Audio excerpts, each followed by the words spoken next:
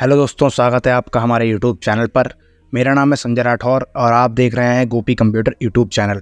आज के इस शानदार वीडियो में हम जानने वाले हैं आधार कार्ड जन्मतिथि लिमिट क्रॉस अपडेट करवाने के लिए उत्तर प्रदेश वालों को ऑनलाइन एसटीएम ऑर्डर किस तरह बनवाना है, कौन कौन से दस्तावेज लगने वाले हैं तथा क्या प्रोसेस होता है।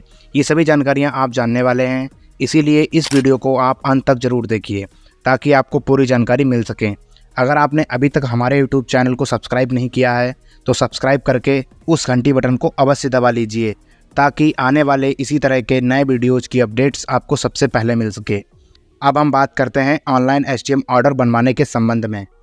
सबसे पहले हम आपको बता दें कि जिन लोगों का आधार कार्ड जन्मतिथि लिमिट क्रॉस है तथा जो लोग उत्तर प्रदेश में रहते हैं, केवल उन उत्तर प्रदेश में रहने वाले आधार धारकों को अपना आधार कार्ड जन्मतिथि लिमिट क्रॉस अपडेट करवाने के लिए इस ऑनलाइन एसटीएम ऑर्डर की ज़रूरत पड़ेगी। अगर आप उत्तर प्रदेश के अतिरिक्त किसी अन्य राज्य में रहते हैं, आधार कार्ड जन्मतिथि लिमिट क्रॉस जैसी समस्या आपके आधार कार्ड में है, तब इस ऑनलाइन एसटीएम ऑर्डर की ज़रूरत नहीं है। अब आपको यह बता दें कि ऑनलाइन एसटीएम ऑर्डर आप जिस पते पर रहते हैं तथा आपकी जो तहसील लगती होगी वहीं से ये बनेगा।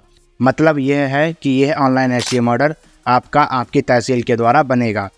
अब हम आपको बता दें 90% आधार कार्ड धारक जिनके आधार कार्ड में जन्मतिथि लिमिट क्रॉस है, तो उन लोगों को अपनी क्लास 10th का अंक पत्र या रिजल्ट में उपलब्ध जन्मतिथि अपने आधार कार्ड में करवाना चाहते हैं ताकि उनके सभी दस्तावेजों में एक जैसी जन्मतिथि सभी कागज़ों में हो जाए।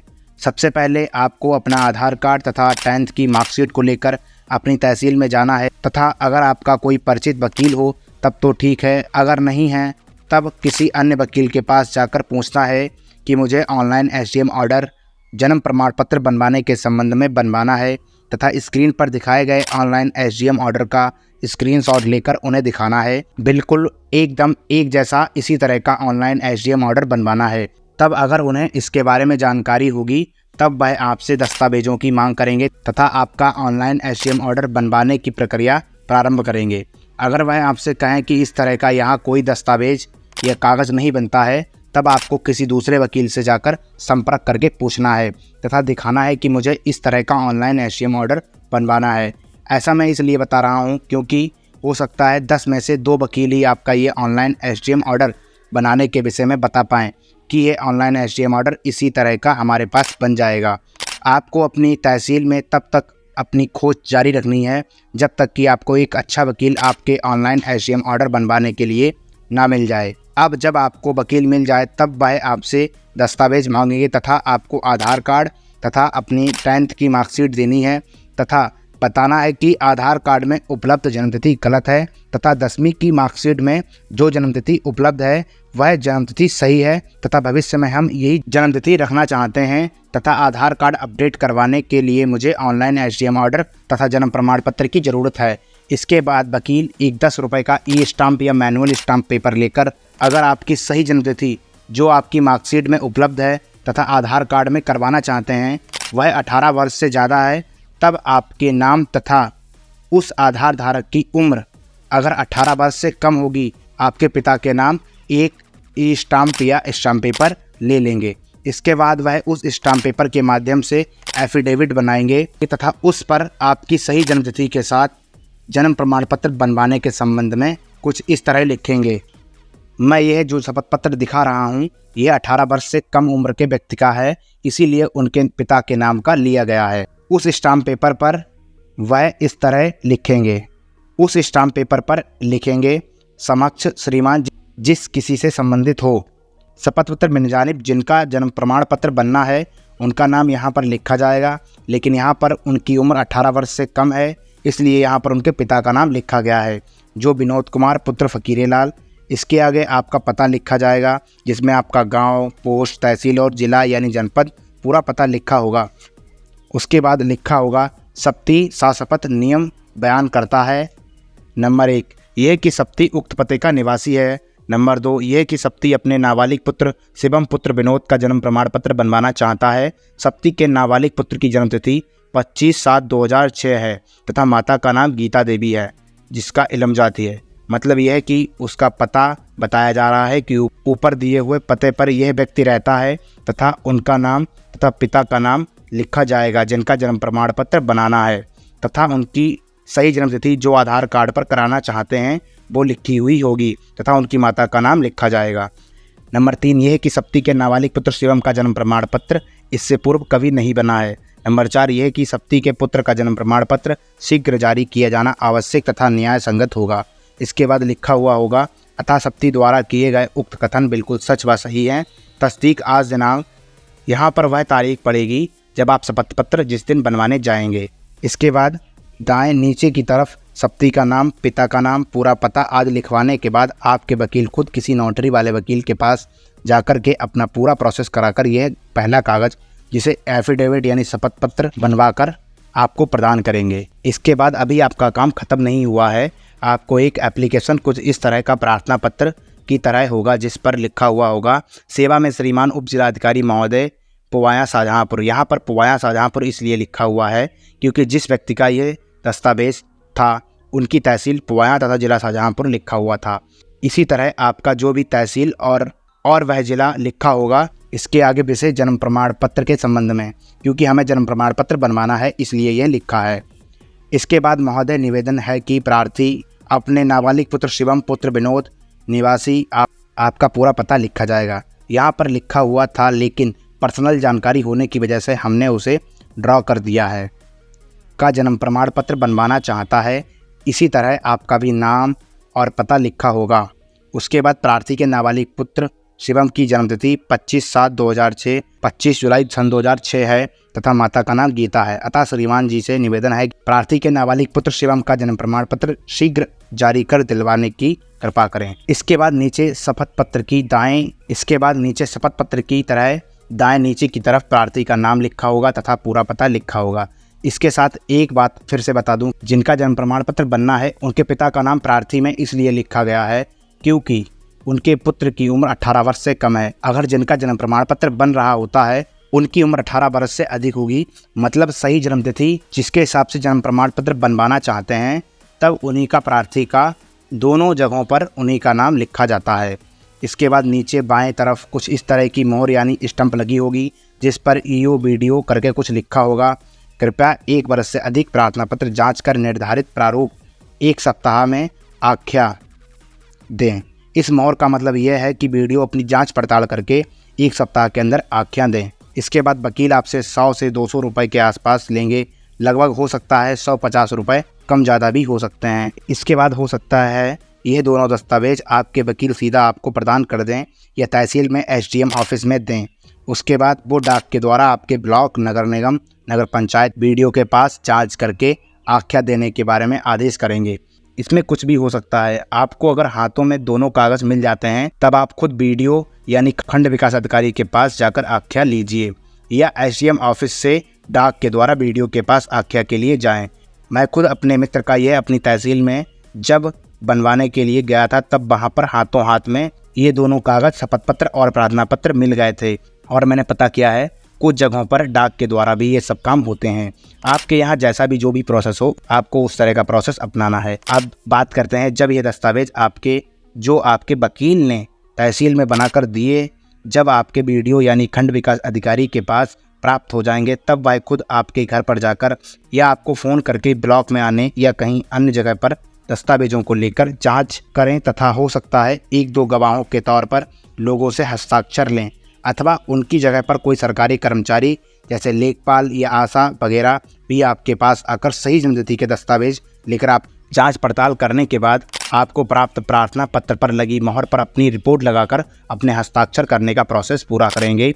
इसके बाद वो खुद खंड विकास अधिकारी यानी वीडियो अपनी तरफ से कुछ इस तरह का उप जिलाधिकारी यानी एसडीएम के लिए एक प्रार्थना पत्र, आपका नाम, पिता का नाम, पूरा पता, आपकी सही जन्मतिथि तथा आपके द्वारा दिए गए सही जन्मतिथि के दस्तावेजों को उस प्रार्थना पत्र पर लिखकर, जिसे हम आख्या बोलते हैं, उसे पूरा कर आपको प्रदान करें। अब आपके 3 कागज़ तैयार हो गए। पहला शपथ पत्र, नंबर 2 एसडीएम वाला प्रार्थना पत्र, नंबर 3 वीडियो के द्वारा प्राप्त आख्या। अब आपके इन तीनों दस्तावेजों को आपके वीडियो के द्वारा आपके दस्तावेजों को दोबारा एसडीएम ऑफिस में भेजे जाएंगे। अगर आपको ये तीनों दस्तावेज हाथों हाथ मिल जाते हैं तभी आपको दोबारा से अपनी तहसील में ले जा करके वकील को देना है और वकील अपना आगे का प्रोसेस करके आपको ऑनलाइन वाला एसडीएम ऑर्डर बनवा कर देंगे। और ये भी हो सकता है कि वीडियो आपको दस्तावेज ना दे करके बाई पोस्ट के माध्यम से एसडीएम ऑफिस में भेजें, तब आपका आगे का प्रोसेस प्रारंभ होगा। चाहे आप खुद अपने हाथों में लेकर के वकील को ये दस्तावेज दें या डाक के माध्यम से दें, तब भी वही काम होगा। आपको यहाँ पर जैसा भी प्रोसेस हो उसे पूरा करके जिसके 1 सप्ताह या 10 दिन के बाद आपको ऑनलाइन एसडीएम ऑर्डर लेने के लिए बुलाया जाए या आपके वकील साहब खुद प्राप्त करके आपको प्रदान करें। अब आपको 2 जरूरी बातों पर ध्यान देना है कि कभी कभी आपका वीडियो आख्या देने में समय लगाए, या फिर बता दूं कि आपको तहसील से मिले प्रार्थना पत्र पर लिखे दिनों के अंदर आख्या लगाकर ना दे, तब आप उनसे एक निश्चित तारीख पूछ लीजिए कि वो कब आपको आख्या देंगे। अगर आपकी ग्राम पंचायत लगती है तब आप प्रधान की भी हेल्प ले सकते हैं, जिससे आपका काम जल्दी हो जाएगा। इसके बाद कुल मिलाकर आपको कागज़ पत्र प्राप्त करने के बाद आपको तीनों दस्तावेज जब एसडीएम ऑफिस में पहुंच जाते हैं, तब एसडीएम ऑफिस के कंप्यूटर ऑपरेटर, जिसे स्टेनो बोलते हैं, वो आपके तीनों दस्तावेज शपथ पत्र, प्रार्थना पत्र तथा वीडियो के द्वारा प्राप्त आख्या को वो बाद.up.nic यानी RCCMS पोर्टल पर अपलोड करेंगे, जिसके बाद लगभग 5 से 10 दिनों के बाद जब आपका ऑनलाइन वाला एसडीएम ऑर्डर जारी हो जाएगा, एसडीएम की मोहर तथा हस्ताक्षर करवाने के बाद आपको प्रदान कर देंगे। अब कुल मिलाकर इतनी प्रक्रिया करने के बाद आपको ऑनलाइन वाला एसडीएम ऑर्डर मिल गया।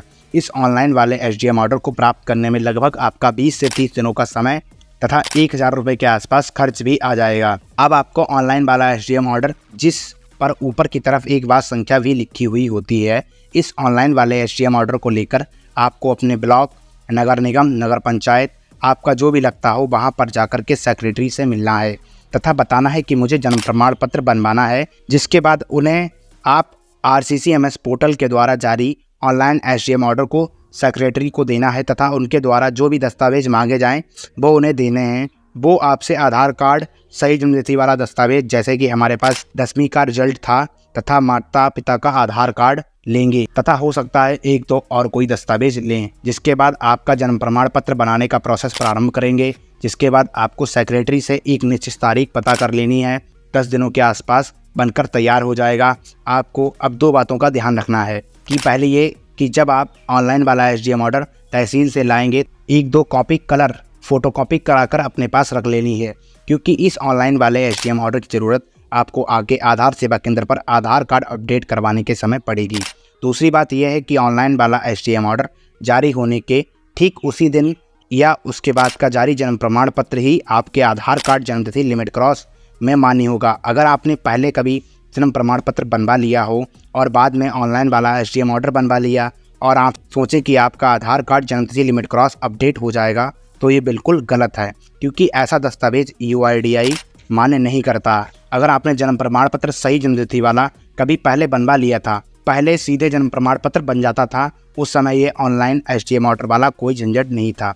ये नियम अप्रैल 2024 के लास्ट में आया। उस स्थिति में आपको पहले वाला जन्म प्रमाण पत्र किसी तरह अगर कैंसिल हो रहा है तो कैंसिल करा लेना है तथा उसके बाद ऑनलाइन वाला एसडीएम ऑर्डर को बनवा कर उसके बाद का जन्म प्रमाण पत्र बनवा लेना है। यह दूसरा तरीका यह है, आप बताओ ही मत कि मेरे पास कोई पहले से जन्म प्रमाण पत्र बना हुआ रखा है।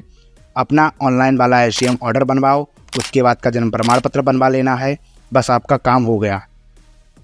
इसके बाद आपको अपना आधार कार्ड जन्मतिथि लिमिट क्रॉस का पूरा प्रोसेस प्रारंभ करना है और आपको अपना आधार कार्ड अपडेट करा लेना है। अगर आपने अभी तक आधार कार्ड जन्मतिथि लिमिट क्रॉस से संबंधित मास्टर क्लास वीडियो नहीं देखा है तो डिस्क्रिप्शन बॉक्स में दिए हुए लिंक पर क्लिक करके देख लीजिए, जिसमें हमने सभी छोटी बड़ी DOB लिमिट क्रॉस से जुड़ी बातों के बारे में बताया है। अगर आपकी आधार से जुड़ी कोई समस्या है तो डिस्क्रिप्शन बॉक्स में दिए हुए लिंक पर क्लिक करके यूपी आधार संशोधन समाधान ग्रुप को व्हाट्सएप पर ज्वाइन कर लीजिए, ताकि आपको आने वाली नई अपडेट सबसे पहले मिल सकें। अगर आपको ये वीडियो अच्छा लगा है तो लाइक करिए तथा अगर आपका अब भी कोई डाउट हो तो कमेंट बॉक्स में पूछना ना भूलें। अगला वीडियो किस विषय पर लाया जाए कमेंट बॉक्स में बताना बिल्कुल ना भूलें। अगर आपने अभी तक हमारे यूट्यूब चैनल गोपी कंप्यूटर को सब्सक्राइब नहीं किया है तो सब्सक्राइब कर लीजिए, ताकि इसी तरह की आने वाली नई वीडियो की जानकारी आपको सबसे पहले मिल सके। अगर आप हमसे कॉल पर इस विषय या आधार कार्ड जन्मतिथि लिमिट क्रॉस से जुड़ी सलाह लेना चाहते हैं, तब आपको सबसे पहले हमारी वेबसाइट booking.gopicomputer.com पर जाना है, जिसके बाद आपके सामने कुछ इस तरह का इंटरफेस खुलेगा।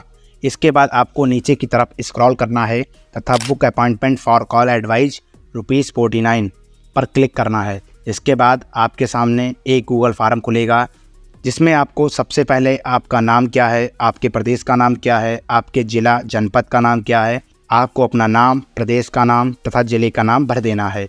जिसके बाद हम आपकी कैसे मदद कर सकते हैं, कॉलम में आपकी जो समस्या हो वो आपको लिख देनी है। इसके अगले अंतिम कॉलम में आपको अपना मोबाइल नंबर भर देना है। आपको वह मोबाइल नंबर भरना है जिस पर हम आपको कॉल करेंगे। इसके बाद नीचे नेक्स्ट बटन पर क्लिक करना है। इसके बाद आपके सामने एक QR कोड आएगा, जिस पर आपको केवल 49 रुपये का UPI यानी गूगल पे, फ़ोनपे या Paytm या अन्य किसी UPI के माध्यम से पेमेंट करना है। सफलतापूर्वक पेमेंट करने के बाद आपको उसका स्क्रीनशॉट लेना है। जिसके बाद ऐड फाइल पर क्लिक करना है। इसके बाद एक पॉपअप खुलेगा, उसके बाद ब्राउज़ बटन पर क्लिक करना है। जिसके बाद आपके सामने 3 ऑप्शन आएंगे। अगर आपने अपना पेमेंट किसी दूसरे मोबाइल से किया है तब कैमरे के बटन पर क्लिक करके उसका फ़ोटो क्लिक करना है और अपलोड कर देना है। अगर इसी मोबाइल से पेमेंट किया है जिससे गूगल फार्म भरा है तब आपको मीडिया पिकर पर क्लिक करके स्क्रीनशॉट को अपलोड कर देना है। जिसके बाद आपको नेक्स्ट बटन पर क्लिक करना है। जिसके बाद थैंक यू मैसेज आएगा। आपका सलाह लेने के लिए सफलतापूर्वक भुगतान हो गया है। हमारी टीम आपसे अगले 24 घंटे के अंदर आपसे संपर्क करेगी। इसके बाद आपको नीचे की तरफ एक सबमिट बटन पर क्लिक करना है। इसके बाद जब यह मैसेज आए your response has been recorded, तब आपका सब काम हो गया। बस आपको कॉल का इंतज़ार करना है। अगर आप चाहें तो स्क्रीनशॉट को हमारे व्हाट्सएप नंबर 8299596743 पर पेमेंट के स्क्रीनशॉट को व्हाट्सएप पर भेज देंगे। तब हम आपसे और भी जल्दी संपर्क करेंगे तथा आपको सलाह देंगे। इस गूगल फॉर्म को पाने का दूसरा आसान तरीका यह है कि आपको CALL कॉल टाइप करके 8299596743 पर व्हाट्सएप करना है। व्हाट्सएप करने पर तब आपको अगले 2 सेकंड में हमारा रिप्लाई मैसेज मिल जाएगा। जिसके बाद आपको गूगल फॉर्म वाले लिंक पर क्लिक करना है और पूरी प्रक्रिया कंप्लीट करनी है।